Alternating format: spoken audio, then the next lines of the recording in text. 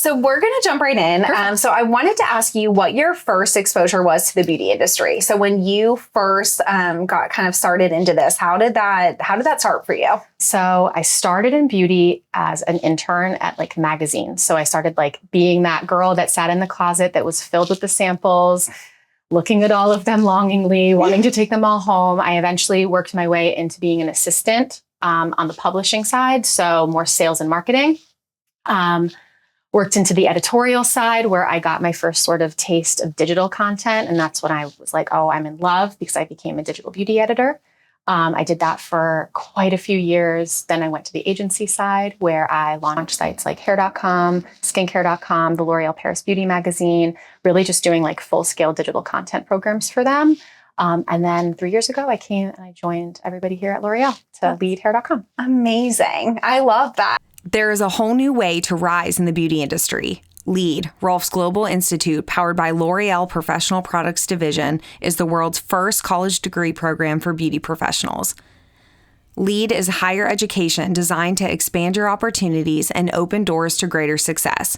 Create a future with more financial freedom, more autonomy, more possibilities, and more impact. LEAD also provides scholarship opportunities to eligible students worldwide. It's more than a degree, it's a movement. This is where the future of beauty is headed.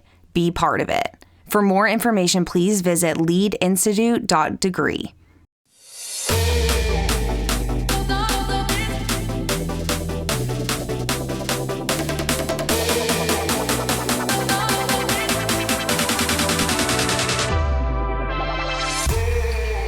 I think that it's so cool because digital media wasn't something that we grew up with. No. So how did you kind of find this passion for it? Did you just become super interested in it as things were happening? Or did you find that like this is like, did you want to be in fashion and then realize like, okay, this is something that I can do and really excel in because there's not a lot of people doing it yet? Like how did that happen? Honestly, I kind of fell into it. I actually almost did not go to the interview for the beauty editor job because I had never heard of the company that it was for. And I always think back to that because that was like the pivotal moment in my career that changed everything for me. Yeah. And I thought like, oh my God, I almost didn't go just because I was like, I've never heard of this before. I had really wanted to work in magazine publishing. I wanted to do more like feature stories, like a little bit more newsy. Mm-hmm. But then I don't know, it was when I became that beauty editor and they send you the samples and I was just like, oh my God, this is so much fun. Mm-hmm. And we started doing like videos on YouTube and I just loved how you could constantly be doing something new. And every time I thought I knew what I was doing in digital, I found out like, oh no, there's something else we could do, something new we could try. So it was just this medium that like, as a woman, I'm just so passionate about because it's just something that's like a part of my everyday. And then to be able to also work in a space that's constantly iterating and changing, it's like it never gets boring. Yeah. So I think that that's a side of the beauty industry that's exciting for like a lot of people. I think there's a lot of people that are like, okay, even if I get really good at doing hair or skincare or whatever it is, like it's always changing so much, like literally daily, the trends are changing. And it's something fun to keep up with. So I really love that you kind of found this space in that and kind of found like the happiness in what you were wanting to do and merge it. I know a lot of students that I talk to will be like, yeah, I was the one that was like looking at Vogue all the time. And I was like doing all these things. Like fashion really is a big, like, I don't even know if it's like foot in the door or whatever. Like it really is a big intro to the beauty industry that I think a lot of people have gravitated towards us through that. So tell me about your job now. What are you doing currently? Like what does your day-to-day look like? So currently I lead the hair.com team from a content perspective. So hair.com is PPD's owned sort of digital content to commerce website where consumers can go. It's all consumer facing. They can go to get the latest trends in hair, get inspiration to take back to the salon for their next appointment, maybe discover their next professional that they're going to go to. And our goal really is to teach people about the professional point of difference, explain to consumers, potential clients, why professionals, their services, their techniques, their education, their expertise is like so elevated, and also why it's important to use professional products, how prescriptive it all is. it's really just this vehicle of discovery for the professional industry for consumers who may not be aware of it already. Yeah, I think that's so important. And I think for a lot of people listening that are stylists that are like, hey, if you haven't checked out hair.com, definitely, go do that and get that information, because I think that a lot of stylists kind of feel like, okay, I have to explain this. Okay, I have to explain why the shampoo is important. And I think it's really cool to have something kind of backing that up. Yeah. So what kind of content are you creating like on a daily basis? So much. So much. So we have articles on the website. All of the articles have expert interviews. So we always interview a professional. It's never just like an editor telling you like how to get rid of brassy hair. It's always an editor interviewing a professional who will tell you all the steps you need to do to get rid of brassy hair, because that's like a big search term that people are looking for. Pins of inspiration that we'll put on Pinterest, maybe just pictures we put on Instagram. So a lot of that professional inspiration. And then a lot of video. Yeah. A lot of video. Where do you record that? Do you have stylists that you work with to record that? How does that work? So for most of our videos, we actually have a network of stylists. We work with all of the brands in PPD, and we tap their stylists who are interested in doing it. We send them briefs. We get on the phone with them. We kind of talk them through what we're looking for. And then we just have them do them. So they'll answer the questions. They put themselves forth exactly the way they would behind the chair, and they just kind of are the star of the show for that type of stuff. And then our team will also produce videos internally, and a lot of those are done just like in our homes and taking those expert tips and like bringing them to life in real time. Yeah, I think that's so cool, because I think a lot of what we're talking about in beauty schools right now are that, like, yes, it's really important to learn how to, it's literally like in the first week of our curriculum that they're learning how to shampoo hair and they're creating their social media accounts. That's awesome. And so they're starting at such an early point in their career, because I've had a lot of students say like, well, should I like delete my beauty school stuff once I go into the salon? And it's like, no, like show that growth and show where you came from. So talk to me a little bit about why it's so important for stylists to really put themselves out there. Like what benefit you see for that? There's so much benefit of that. I feel like, when I think about that, I think back to like the kind of the best advice that I've ever been given in my entire professional career. It was when I started doing the morning show circuit, and I had to go live on morning shows to represent brands and talk about all these different things, gift giving, how to bring the spa home. Wait, when you say like morning shows, like local morning shows, local morning shows. That's a dream. Like not I like love the that. Today Show, yeah, but like in the middle of nowhere, yeah, at 5 o'clock in the morning. That I had to drive to get there. I love that. But it was amazing. It was so much fun. But I had to be media trained to do it. And I remember the PR company that we were with at the time asked the brand to leave the room. And they sat with me and they said, you are your own brand. You are your own brand. It doesn't matter where you go, what products you're representing. You are Jackie Burns Brisman. And you need to make sure that you are authentically being yourself, because that's going to be with you. That's going to be the constant when all the variables change. And so when I think about salon professionals and I think about people getting started, why it's so important to have social media, why it's so important to market yourself, because they are their own brand. Like their skills, their expertise, all of that, that's going to get people to like stop and pay attention. But it's them, the brand that is them, the authenticness that they bring forth, that's going to get people to stick around. Even if that's like, a client that becomes a consistent client because they just want to be with you. Let's face it, I'm an every 3-week root touch-up girl. But it's the person, I could probably get it done just about anywhere. Right. I don't know how you mess up dark brown. Yeah. But I go to the person I go to because I just love who they are and their brand that they bring to the table. And I would follow them anywhere and have. So I think that's what the biggest piece of advice and why it's so important for them to get out there and market themselves, because they are the talent. I think it's hard sometimes to do that. And I think that when the stylists are new, it's scary to put yourself out there, because are people going to say mean things about the hair that you did? Yep. You know what I mean? And I think that it's really good to get over that. Yep. I think it's really good to just kind of face that head on and just be like, that's going to happen. It's inevitable, but to really market yourself. I've seen so many stylists, just because I've been in the industry, like while this all has changed to more digital content, I've seen so many stylists explode and make such good money from going viral on TikTok and like getting their hair out there. Like you said, I mean, they are their own brand, even if they're working at a salon, like they're still getting their people in their chairs. So I think that it's something that you have to do and that you have to get over. I think that there's ways that you can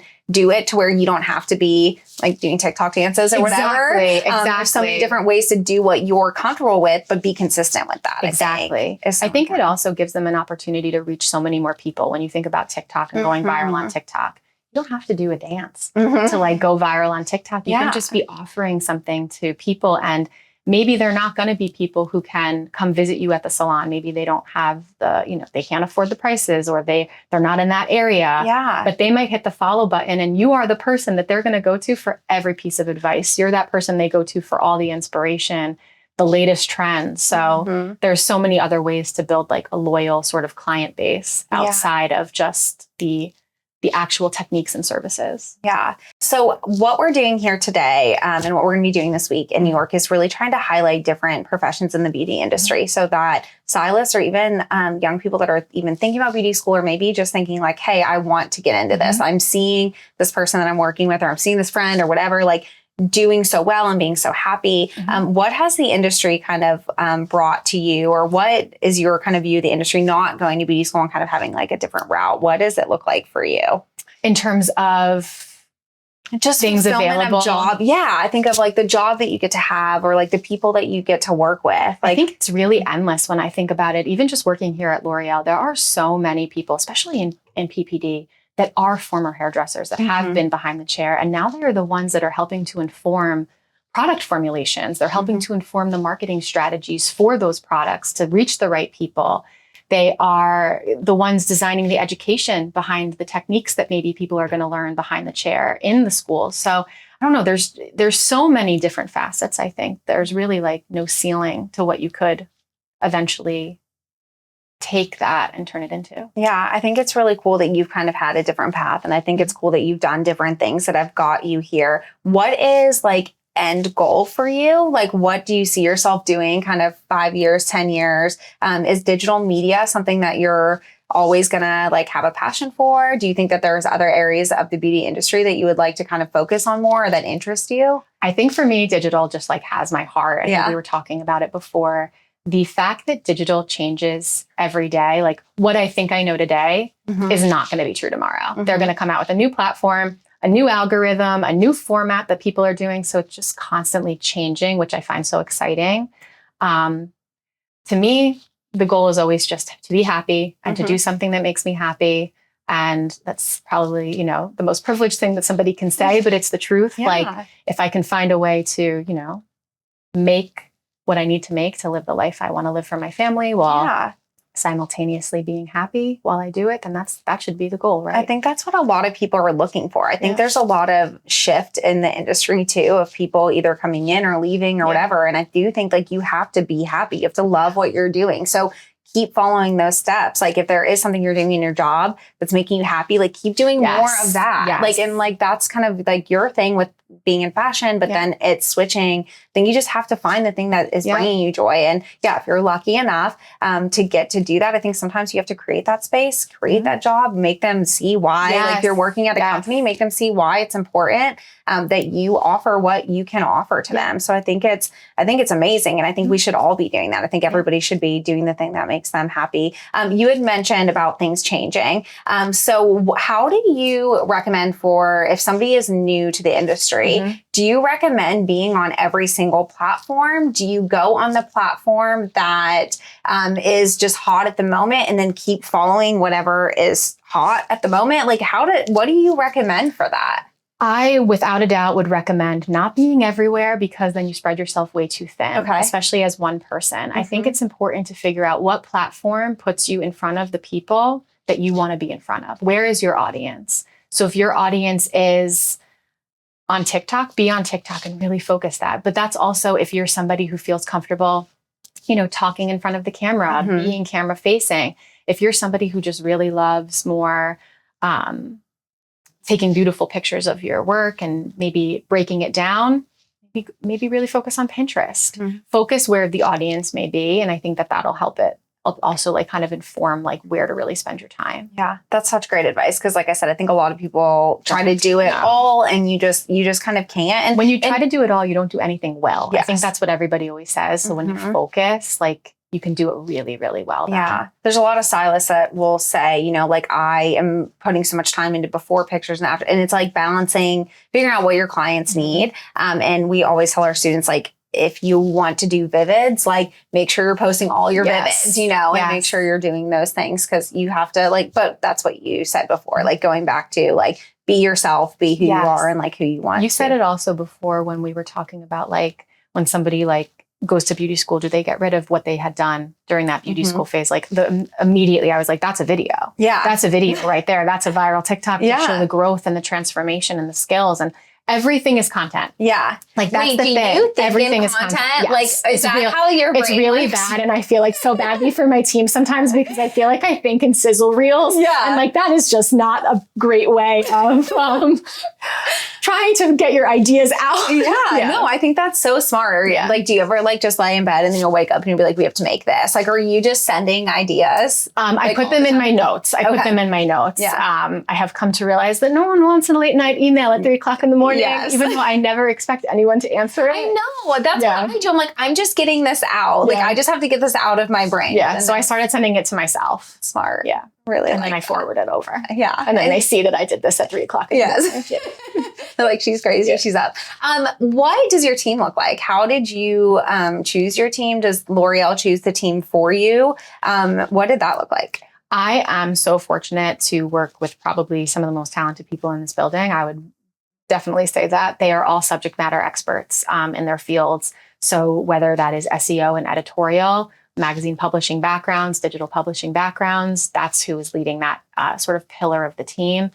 Brand engagement, really strong with influencer and creator and social media, like finger on the pulse, always knows what's new even before I do. And I consider myself quite an expert, but like puts me to shame sometimes. Awesome. And then from a video production standpoint, like the absolute best in the biz. I've worked with people who have won Emmys in the past and that's Savannah on my team blows me away on a daily basis. That's amazing. So in total, how many? There are 3 people on my team. Okay. On the content team, but then we work with agencies and different vendors. We'll tap different vendors depending on what we need in a certain moment. So if we have a big campaign for maybe a new launch with Redken, we might tap an influencer vendor. So we can get a bunch of different creators so that we have a lot of diversity and we'll go out that way. It's really cool. If we have a need for different types of experts, we tap all of our brands. So like we're just a small team of 4, but like when you think about our network, we have all the professionals and all of the brands, and then we have all of the vendors that we're able to have and work with at L'Oreal. So it's a big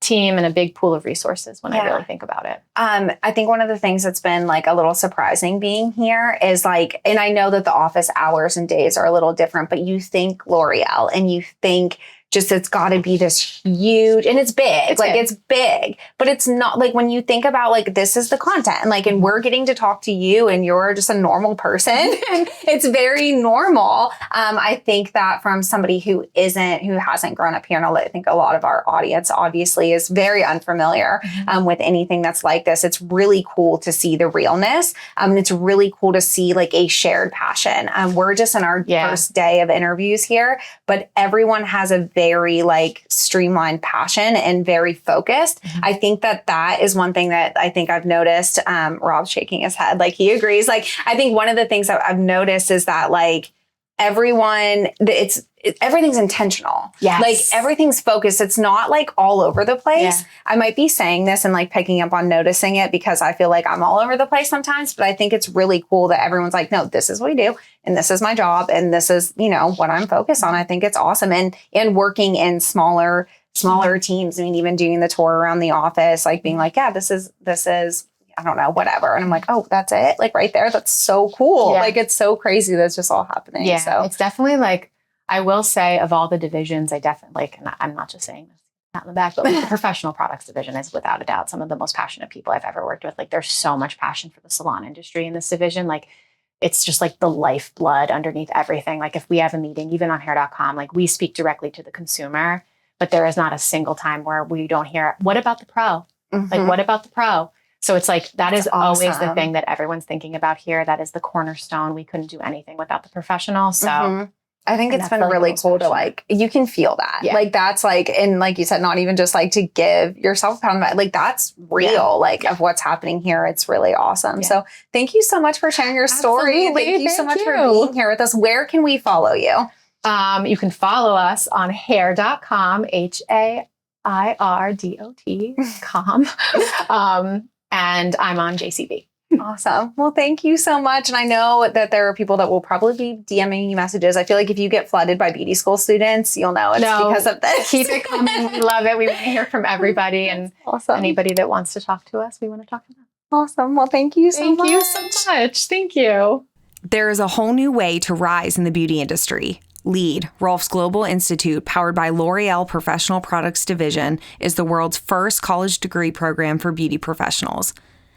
LEAD is higher education designed to expand your opportunities and open doors to greater success. Create a future with more financial freedom, more autonomy, more possibilities, and more impact. LEAD also provides scholarship opportunities to eligible students worldwide. It's more than a degree, it's a movement. This is where the future of beauty is headed. Be part of it. For more information, please visit leadinstitute.degree.